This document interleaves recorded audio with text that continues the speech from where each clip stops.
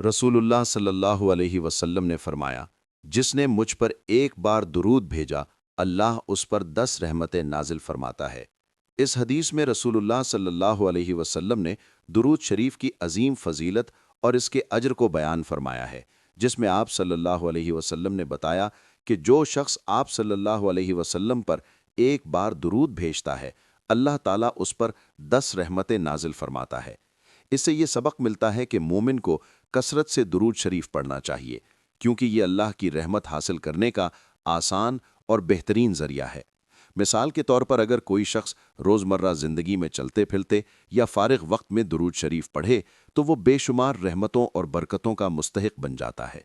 ये हदीस हमें ये यकीन दिलाती है कि नबी करीम सल्लल्लाहु अलैहि वसल्लम पर दुरूद भेजना निहायत अजीम इबादत है, जो इंसान को अल्लाह के करीब करती है।